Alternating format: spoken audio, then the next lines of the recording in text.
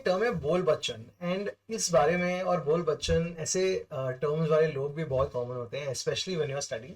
आपका एग्जाम आ रहा है, जनवरी exam and you are studying, and I am sure ऐसे थोड़े स्टूडेंट्स हैं बहुत यूनिक जो बोलते हैं कि हम तो बिल्कुल पढ़ाई नहीं कर रहे, हम 2 घंटे 3 घंटे हो रहे हैं, we are back in the schedule, and then they get great results in the exam.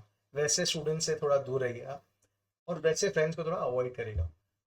And second type के फ्रेंड्स होते हैं जो बोलते हैं कि listen, I am studying for 14 hours a day, 15 hours a day, and then suddenly you get that FOMO that यार मैं तो अच्छे से पढ़ रहा हूँ बट 7 8 आवर्स 9 आवर्स के ऊपर पढ़ाई हो नहीं रही है। तो guys don't follow in this trap of counting the number of hours.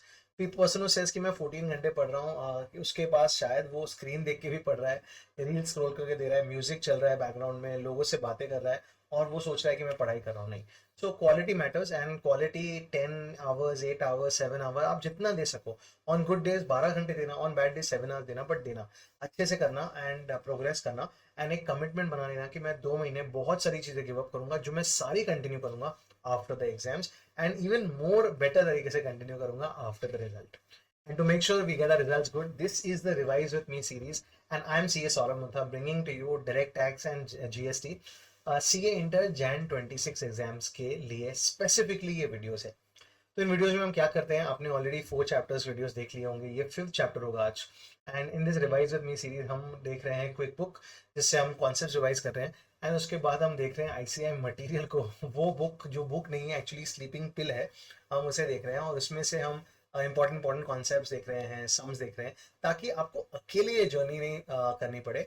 Of course कुछ पार्ट आपको अकेले भी करना पड़ेगा, बहुत इंपॉर्टेंट पार्ट है वो है सॉल्विंग द सम्स, वो आपको करना पड़ेगा। And hence I'm bringing to you another revise with me chapter. This one is very important.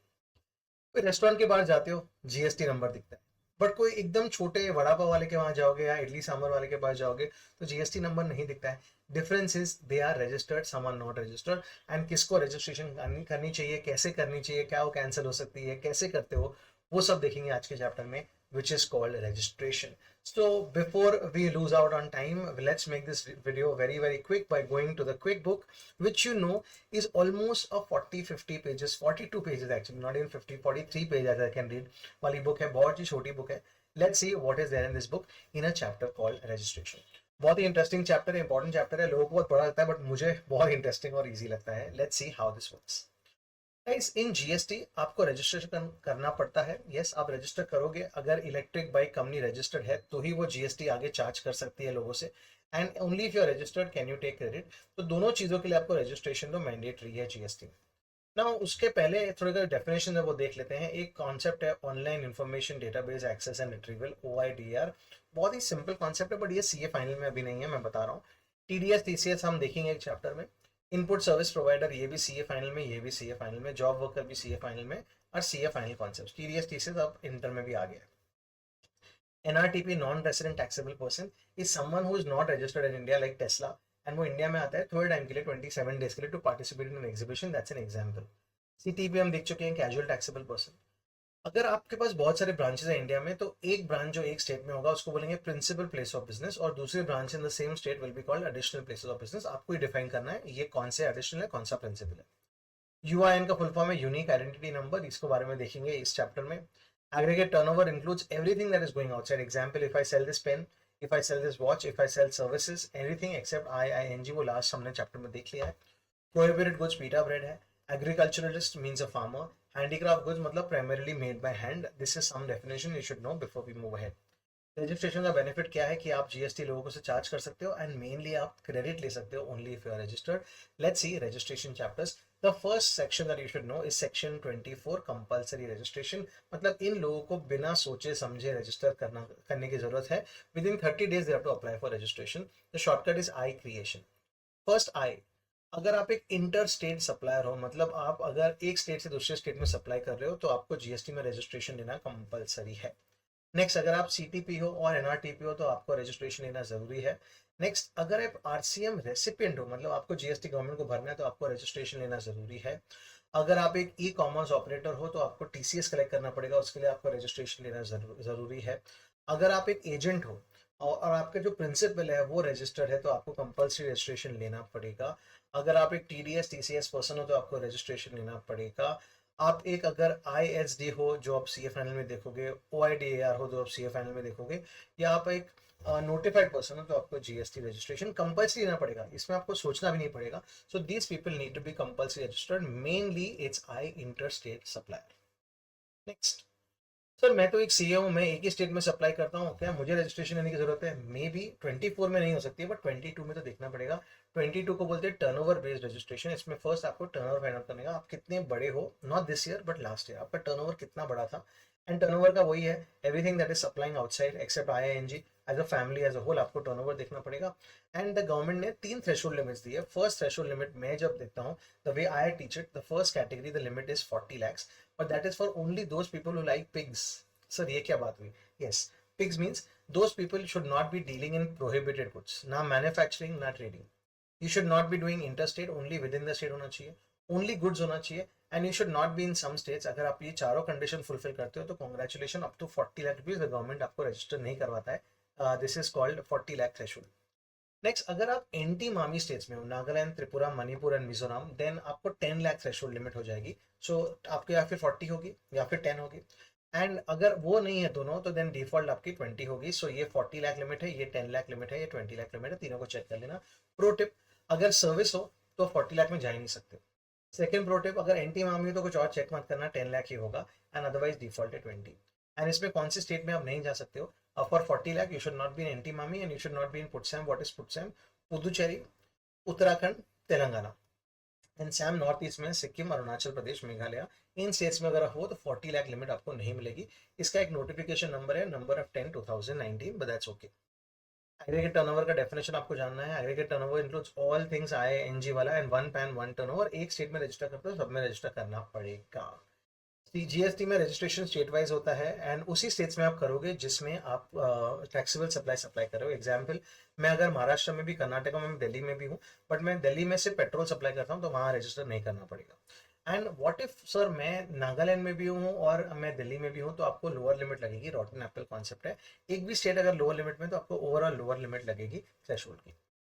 फिर देख लेते हैं 23 सेक्शन की. थोड़े लोगों को कभी रजिस्टर करना ही नहीं पड़ता है. कौन है ये लकी लोग जिनको GST में रजिस्टर नहीं करना पड़ता है? HEARS. अगर आप एग्रीकल्चरिस्ट हो, फार्मर हो, तो रजिस्टर नहीं करना पड़ेगा. आपकी पूरी सप्लाई R फॉर RCM में ही हो रही है तो सामने वाला करेगा ना रजिस्टर, आप क्यों कर रहे हो? अगर आप पूरा ओनली एग्जाम सप्लाई करते हो तो आपको चिंता करने की बात ही नहीं, हो रजिस्ट्रेशन. और अगर आप हैंडीक्राफ्ट फूड सप्लाई कर रहे हो अप टू 20 लाख एंड एंटी मामी में ऑफकोर्स 10 लाख, देन आपको रजिस्ट्रेशन नहीं करनी पड़ेगी. And service providers also up to 20 lakh आपको रजिस्टर नहीं करना पड़ेगा. सो हैंडीक्राफ्ट एंड सर्विस के बारे में थोड़ा और देखते हैं. अगर even if they supply through ice मतलब even if they supply interstate और they supply as a CTP और they supply in e-commerce operators, इनको टेंशन लेने की बात नहीं, इनको रजिस्टर नहीं करना पड़ेगा. 23 सेक्शन उनको एग्जेम्पशन दे देती है. नेक्स्ट, 25 पे आते हैं थोड़ी देर में.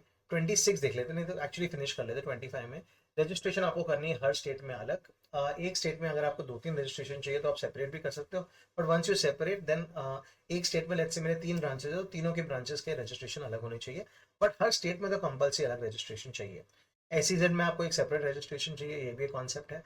एंड लेट्स से आप लायबल टू रजिस्टर हुए टुडे 9 नवंबर को, और आपने 30 डेज में लेट्स से 15 नवंबर प्रोएक्टिवली विद इन 30 डेज आपने अप्लाई किया रजिस्ट्रेशन के लिए, तो गवर्नमेंट का शॉर्टकट है LPE. एक्चुअली अपना शॉर्टकट है for the government law.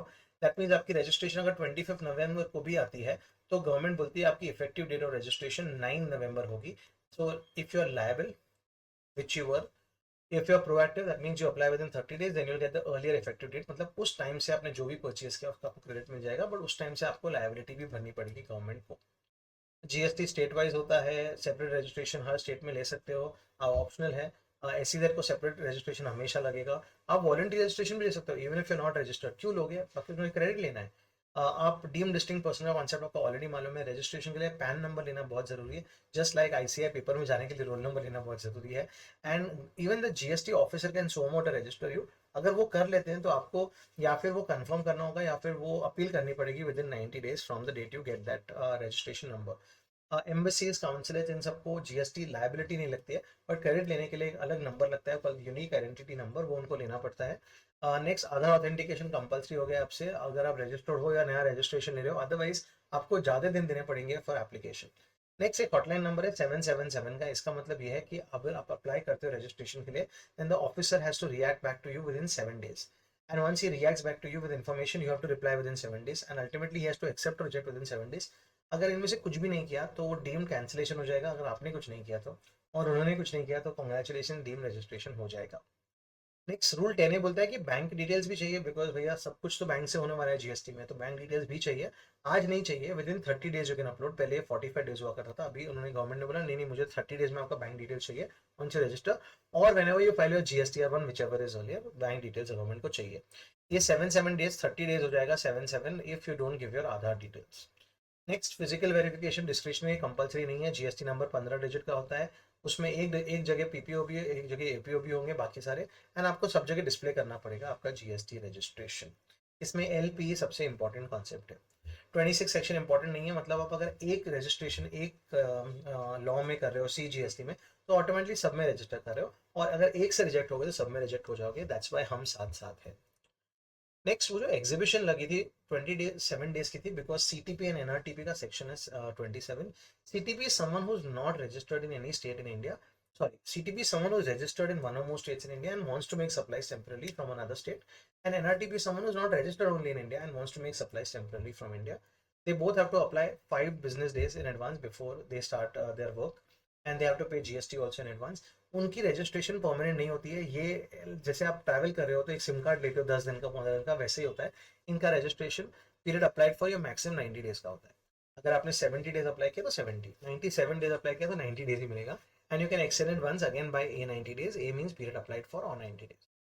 And इसके लिए पैन नंबर लगेगा। सीटीपी के पास तो पैन नंबर होता है, एनआरटीपी के पास नहीं होता है, तो that's the only person who does not have pan number, तो उसको देना पड़ेगा पीपीएफ, फॉरेन रजिस्ट्रेशन एफ, कोई लोकल पर्सन का पैन नंबर, और एक पासपोर्ट देना पड़ेगा जो भी रिप्रेजेंटेटिव है उसका।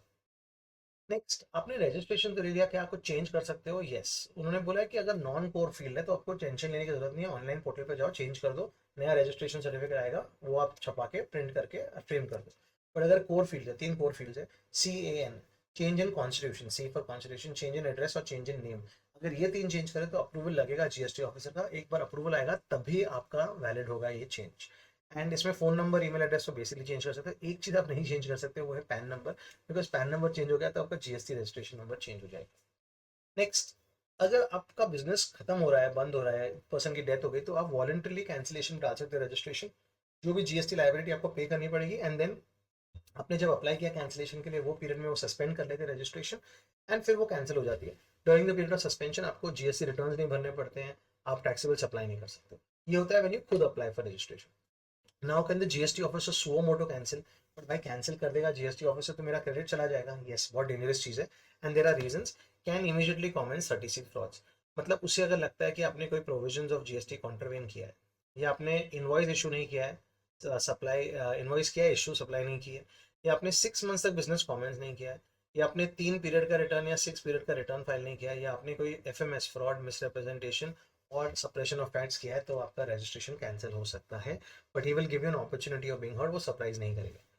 नेक्स्ट, अगर आपके आईटीसी में मिसमैचेस है, अगर आईटीसी कंडीशंस के बेसिस पे नहीं ले रहे हो, और रूल 86 भी जो हम आगे पढ़ेंगे आईटीसी चैप्टर में, ये तीनों चीजें आपको समझाएगी आईटीसी चैप्टर में, तो ये 3 रीजंस भी हो सकते हैं। रिमेंबर एनी 5 रीजंस, ये इंपॉर्टेंट आंसर क्वेश्चन है। When can a GST officer cancel your registration? Cancellation का मतलब ये होता है कि आपका सारा क्रेडिट चला जाएगा, इस बहुत डेंजरस है कैंसिलेशन। एंड जब कैंसिलेशन होता है तो पेंडिंग दैट इंक्वायरी आपका रजिस्ट्रेशन सस्पेंड हो सकता है, एंड उस टाइम पे आप 2 चीज नहीं कर सकते, वी ऑलरेडी डिस्कस दैट। ये वॉलंटरी कैंसिलेशन है।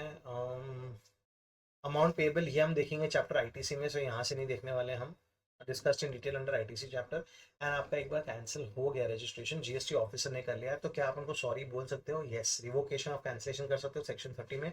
इसका पीरियड एक्सटेंड हो गया, अभी आपको 90 डेज मिलते हैं, एंड अगर वो पीरियड भी इनफ नहीं है, आप डिले हो गए हो, तो आप ऑफिसर को बोल के 180 डेज तक और एक्सटेंड करवा सकते हो। बट 1 सेकेंड, जब आप सॉरी बोलोगे उसके बाद जो भी आपने रॉन्ग किया है, रिटर्न फाइल नहीं किया है, स्टार्ट नहीं किया है बिजनेस, वो आपको करेक्ट करना पड़ेगा। रिटर्न आपको 30 डेज के अंदर फाइल करने पड़ेंगे।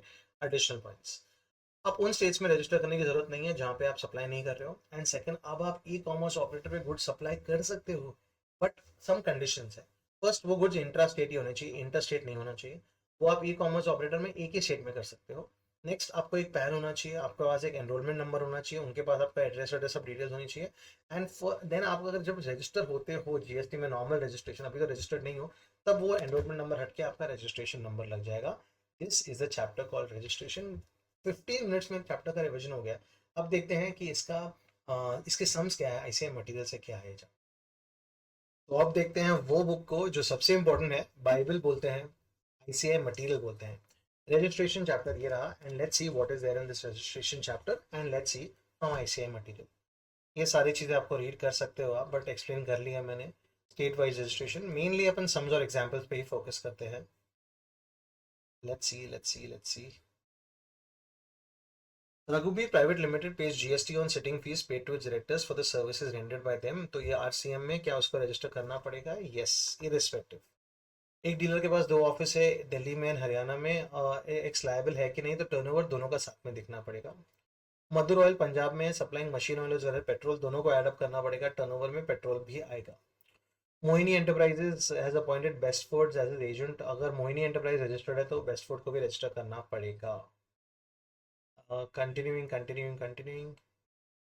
ये इतना कंफ्यूजिंग है, ये इतने सारे स्टेट्स इतने कंफ्यूजिंग वे में दिए गए हैं, but if you remember pigs, anti मामी एंड डिफॉल्ट, आपको ये याद रखने की जरूरत नहीं होगी। पृथ्वीराज आसाम में है, इंट्रा स्टेट सप्लाई कर रहा है, सिर्फ शूज़ के कर रहा है, मतलब पिग्स है, and because of that 40 lakh limit है उसकी, वो अभी 22 पे ही है, तो जीएसटी रजिस्टर नहीं करना पड़ेगा। बट अगर वो पृथ्वीराज पान मसाला बना रहा है, ट्रेडिंग और मैन्युफैक्चरिंग डजेंट मैटर, आप प्रोहिबिटेड गुड्स डील कर रहे हो, तो देन आपका लिमिट 40 नहीं होगी, वो 20 लाख की लिमिट ही मिलेगी। आप तेलंगाना में हो तो पुट सैम में हो तो 40 लाख नहीं मिलेगा, आपको सिर्फ 20 लाख मिलेगा। आप 22 पे ऑलरेडी हो, आपको रजिस्टर करना पड़ेगा। आप मणिपुर में हो, एंटी मामी में हो तो 10 लाख के ऊपर हो, आप 12 लाख पे पहुंच गए हो तो रजिस्टर करना पड़ेगा। राघव आसाम का है, इंट्रा स्टेट सप्लाई कर रहा है, गारमेंट्स ही कर रहा है, 28 लाख है, और उसका एक शोरूम त्रिपुरा में भी है, तो 10 लाख लिमिट हो जाएगी, तो उसको रजिस्टर करना पड़ेगा। X has registered office in Delhi, imports goods for which are landed in Mumbai. X enters into a sales agreement with Mr. Y located in Mumbai to directly sell the goods from the Mumbai port. इसमें fix place नहीं है, agent है, तो देखना पड़ेगा, अगर वो agent है तो रजिस्टर करना पड़ेगा, बट अदरवाइज दिल्ली है, तो अगर गुड्स है तो 40 लाख का लिमिट लगेगा। Uday enterprise engage in supply of taxable goods and services in Maharashtra, it also supplies alcohol liquor in Nagaland. तो नागालैंड का लिमिट नहीं लोगे इसमें, बिकॉज वहाँ पे लिकर है, तो उससे महाराष्ट्र की लिमिट लोगे। महाराष्ट्र की लिमिट है 20 लाख रुपीज़, तो 20 लाख को आप देख के इसको क्रॉस करोगे, 10 लाख नहीं दोगे। The threshold will not be reduce to 10 lakh because Nagaland में आप अल्कोहलिक लिकर सप्लाई करो which is not subject to GST. Next ये रजिस्ट्रेशन है, कंपल्सरी रजिस्ट्रेशन, ये देखेंगे 23 वाला देखेंगे। मधुर ऑयल पंजाब में है, वो सप्लाई कर रहा है दो चीज़ें, सब पेट्रोल है, तो आपको जीएसटी में रजिस्टर करना ही नहीं पड़ेगा। भाव ज्योति फाउंडेशन चैरिटेबल ट्रस्ट है, चैरिटेबल एक्टिविटीज है, जीएसटी में रजिस्टर करना ही नहीं पड़ेगा। फार्मर्स को नहीं करना पड़ेगा, देशबंधु एग्रीकल्चरिस्ट है भैया, उसको फार्मिंग करने दो, रजिस्टर मत करो आप उसको। नेक्स्ट मणिकरण गुड्स ट्रांसपोर्टर है, उसके सारे गुड्स जीएसटी 5% में है आरसीएम में, तो मणिकरण तो चिंता मत ले, तो रजिस्ट्रेशन मत कर, बिकॉज ये आरसीएम सप्लायर है, आरसीएम रेसिपिएंट नहीं। धोला एंड कंपनी दिल्ली में है, supplying taxable goods in neighbouring states of Punjab and Haryana, तो ये इंटर स्टेट सप्लाई कर रहा है, तो इसको तो रजिस्ट्रेशन करनी ही पड़ेगी। हैंडीक्राफ्ट गुड्स की है तो 20 लाख तक नहीं करनी पड़ेगी। आई डेंट रीड ये हैंडीक्राफ्ट गुड्स है क्या, नहीं। अगर हैंडीक्राफ्ट गुड्स होता तो आपको रजिस्टर नहीं करना पड़ता 20 लाख तक। Areeja and company supplier of taxable and notified handicraft goods, अगर हैंडीक्राफ्ट गुड्स है तो 20 लाख तक रजिस्टर नहीं करना पड़ेगा, यहाँ पे इसका 15 लाख तक ही हुआ है, तो रजिस्टर नहीं करना पड़ेगा। ये सब ठीक है, एग्जाम्पल देख लेते हैं। हाँ, ये बहुत इंपॉर्टेंट है, नया चीज़ है। आप ई कॉमर्स ऑपरेटर पे अब आप सप्लाई कर सकते हो कुछ विदाउट रजिस्ट्रेशन, बट आप इंट्रा स्टेट ही कर सकते हो, एक ही स्टेट में ही कर सकते हो। आपको एनरोलमेंट लेना पड़ेगा, आपको आपकी डिटेल्स देनी पड़ेगी, एंड जब आप नॉर्मल रजिस्टर करोगे तो आपका एनरोलमेंट नंबर चला जाएगा। ये क्वेश्चन आ चुका है, and this is notification number 34 of 2023। और क्या देखें इसमें, यस, आदव कंप्यूटर गुजरात का है, 15 लाख तक इसके सर्विस करता है, तो 40 लाख का लिमिट नहीं लगेगा, बिकॉज सर्विसेज में गुजरात है, तो 20 लाख का लिमिट है, 15 लाख पे पहुंचा है, रजिस्टर करने की कोई ज़रूरत नहीं है अभी। वेस्ट बंगाल में गारमेंट्स ट्रेड कर रहे हैं, वेरियस स्टेट्स ऑफ इंडिया में भेज रहे हैं, from its outlet in west Bengal, interstate है, तो आपको तो कंपल्सरी रजिस्टर करना पड़ेगा। नेक्स्ट मीनू महाराष्ट्र में है, supply of potatoes out of cultivation, farmer है मीनू, इसको रजिस्टर नहीं करना पड़ेगा।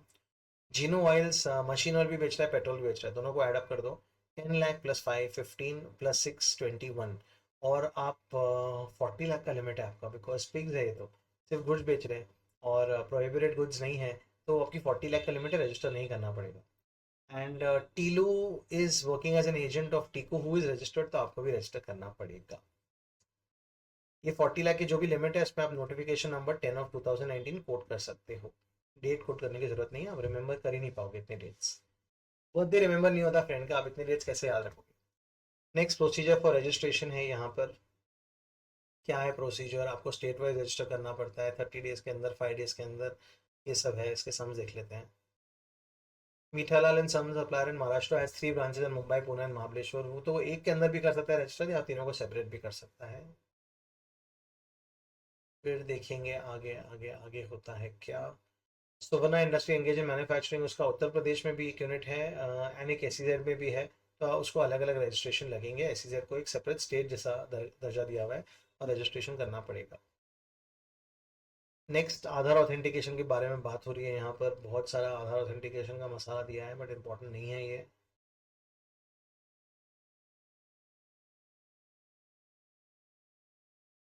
एक यूनिक आइडेंटिटी नंबर होता है, वो लेना पड़ता है काउंसलर्स एक्सेट्रा को। Furnishing bank account details rule 10 है, 30 डेज है ये। इफेक्टिव डेट ऑफ रजिस्ट्रेशन ये आपने देख लिया। एलपीई सुगम सर्विसेज का 1 नवंबर पे लायबल था, उन्होंने 1 दिसंबर को it is liable to get registered in 30 days, उसने अप्लाई कर दिया 20 नवंबर को ही, तो उसका इफेक्टिव डेट 1 नवंबर हो जाएगी। पर अगर सुगम ने 3 दिसंबर को किया तो दे लेट हो गया, तो 10 दिसंबर की इफेक्टिव डेट हो जाएगी। यहाँ पर दो और सम्स है, वो भी इफेक्टिव डेट के आप देख सकते हो इसमें भी। इसलिए अगर आप प्रोएक्टिव हो तो आपको इफेक्टिव डेट अर्लियर की मिल जाएगी। सीटीपी एनआरटीपी के बारे में बात हुई है यहाँ पर। Krishnadev engage in supplying taxable goods registered in Rajasthan at विशेष to participate in 5 day business exhibition. Krishnadev तुम आप बन जाओगे सीटीपी, आपको रजिस्ट्रेशन 5 दिन पहले लेनी पड़ेगी। ये एनआरटीपी के बारे में कॉन्सेप्ट है जो हमने डिस्कस कर लिया है। Core fields non core fields को आप चेंज कर सकते हो, ये भी हमने कर लिया है discuss. Varun Enterprises sole proprietorship firm is engaged in supply of electrical goods in Delhi. The firm is registered under GST. Varun is a proprietor. He wishes to expand his business, and his friend Arun approaches him to join additional capital. And partner बन रहा है तो change in constitution हो रहा है, तो ये core field है, इसमें तो अप्रूवल लगेगी। Next moving ahead moving ahead moving ahead. हाँ, सर्कमस्टांसेस जब आपके रजिस्ट्रेशन कैंसिल हो सकते हैं, ये बहुत अच्छा आंसर बन सकता है। कैन इमीडिएटली कमेंट्स 36 फ्रॉड्स आ चुका है एग्जाम में पहले भी ये। कैंसिल रजिस्ट्रेशन आपकी 11 अक्टूबर को ही, ये आपको आईटीसी चैप्टर में मिलेगा। जब कैंसिल होता है आप पे कैसे करोगे जीएसटी। फिर रिवोकेशन के बारे में बात हुई है, ये भी वो कैंसिलेशन के बारे में बात हुई। हाँ, रिटर्न आपको 30 डेज में फाइल करने पड़ेंगे, जो भी रिटर्न फाइल नहीं हुए वंस आपका रिवोक हो जाता है तो। रिमेंबर रिवोकेशन का डेट चेंज हो गया, 90 डेज मिलेंगे आपको और 180 डेज तक एक्सपेंड कर सकते हो। यूआईएन का रिवोकेशन नहीं मिलता है, यूनिक आइडेंटिटी नंबर। नाउ देखते हैं sums. Important first, Dharampur footwear industries का एग्रीगेट टर्नओवर क्रॉस हुआ था 1 सितंबर को, उसने अप्लाई किया था 20 सितंबर को। क्या वो प्रोएक्टिव है? यस। तो इफेक्टिव डेट ऑफ रजिस्ट्रेशन 1 सितंबर मिलेगी। मेहता टेली सर्विसेज को 25 अक्टूबर को लायबल था, वो 27 नवंबर लेट हो गया, तो सॉरी 5 दिसंबर is effective date. In order be eligible for grant of registration a person must have permanent account number. Definitely एक ही एक्सेप्शन है, वो है non resident taxable person. Agent supplying taxable goods on behalf of some other taxable person, तो उसको compulsory register करना पड़ेगा। Agriculturist farmer है, उसको अकेला छोड़ दो, उसको रजिस्टर नहीं करना पड़ेगा। प्योर ऑयल है दिल्ली का, machine oil, high speed diesel, machine oil, तीनों को ऐड करना पड़ेगा। 25-35 लाख तक आगे हो आप, और आपकी रजिस्ट्रेशन लिमिट तो 40 लाख है, तो आपको रजिस्टर नहीं करना पड़ेगा। What will be your answer? Pure oil supplied high speed diesel in Delhi in the capacity as an agent। अगर एजेंट हो मिक्स्ड ऑयल का और नॉन रजिस्टर्ड है, तो आपको खुद का टर्नओवर देखना पड़ेगा एंड फिर ही रजिस्टर करना पड़ेगा। बट अगर आप इंटरस्टेट कर रहे हो तो इसमें आप टर्नओवर नहीं देखोगे, कंपल्सरी रजिस्ट्रेशन है। फिर एक सप्लायर ऑफ गुड्स है, से सम पे पहुंच गए थे। योविगो योविगो योविगो। राघव आसाम का है, इंट्रा स्टेट सप्लाई कर रहा है रेडीमेड गारमेंट्स का। टर्नओवर 33 लाख पहुंच गया है। Turnover in Tripura is 11 lakh, दोनों जगह है, तो 10 लाख लिमिट होगी, क्रॉस हो गई तो रजिस्टर करना पड़ेगा। Pulkit is in Goa, engage in intrastate supply only of shoes, तो 40 लाख लिमिट है, 22 लाख तक है, दिस इज डन ऑलरेडी। पान मसाला है, पान मसाला में 40 लाख लिमिट नहीं मिलती है, 20 लाख ही मिलती है। Again Ankit of Assam, he is in supply of taxable services, services को 40 लाख लिमिट नहीं मिलती है, 20 लाख है, इज ऑलरेडी क्रॉस, रजिस्टर करना पड़ेगा। संचित is on Assam, aggregate turnover is 30 lakh, services में भी है तो 40 लाख नहीं मिलेगा, सो 20 lakh and is already crossed it. What are the advantages of taking GST registration? Like me, I've taken it. I can charge GST to customers and I can also take credit. ये जो phone है वो 1,50,000 का था, मुझे 1,00,000 कुछ 30 में पड़ा, 20-30,000 का डिस्काउंट मिल गया. कैसे? बिकॉज क्रेडिट मिल जाता है जीएसटी का. So whatever GST I pay, I get a credit back because of course I am using it for business purpose. Don't take me wrong. Can a person without GST registration collect GST and claim ITC? Not at all. If a person is making taxable supplies from different states with the same PAN number, can he operate with a single registration? नहीं नहीं नहीं, हर state में अलग registration. Can a person having multiple places of business in the same state operate separate registration? ये आपका voluntary choice है. Is there a provision for a person to get himself voluntary registered? Yes, voluntary registration कर सकते हो आप. Can a department through a proper officer suo motu also register you? Yes. Whether registration granted to any person is permanent? Yes. Government बोलती है चलता जाएगा ये registration because government को तो पैसा मिलता है. Is it necessary for the UN bodies to register? नहीं, उनको register नहीं करना पड़ेगा, सिर्फ UIN लेना पड़ेगा. What is the responsibility of taxable person making supplies to UN bodies? उनको उनका इन UIN नंबर कोड करना पड़ेगा ताकि उनको क्रेडिट मिल सके, रिफंड मिल सके. Validity period for CTP and RTPs A90 can be extended by one more time, that is A90. अगर आपने बिल्कुल मिस स्टेटमेंट करके किया है, फ्रॉड ऑपरेशन ऑफ एड्स किया है, कि आपका रजिस्ट्रेशन कैंसिल हो सकता है. Is there an option to centralise registration? कितने बार बोला, नहीं ले सकते हो centralise registration. What could be the liabilities on transfer of a business? ये हम देखेंगे आईटीसी चैप्टर में. At the time of registration, will the assessee have to declare all his places of business? Yes, and he has to nominate one place as PPOB, one and the other as APOB. Does cancellation registration impose any tax obligations? ये भी हम ITC chapter में देखेंगे ये दोनों sums. But otherwise this is a chapter called registration. वो turnover limits important है और वो स्टेट्स इंपॉर्टेंट है. एंटी मामी, पुट सैम, एग्रीगेट टर्नओवर, आई क्रिएशन, ईयर्स, इतने सारे शॉर्टकट थे. कैन इमीडिएटली कॉमेंट 36 फ्रॉड्स, बहुत सारे शॉर्टकट्स हमने देखे हैं इस चैप्टर में. I hope you understood the chapter well. Now over to you. Spend the next 1, 2, 3, 4, 5 hours. जितने hours दोगे sums को उतने आप better होगे. Over to the sums. Do as many sums as you can. मिलते हैं next video में. तब तक के लिए goodbye. I hope you study well. Remember the promise you made to yourself. Zero distractions. Commitment is to study as much as you can, as hard as you can, as smart as you can, because you know good things are waiting for you at the other end. All the best. Signing off, your CS Saurabh Mutha.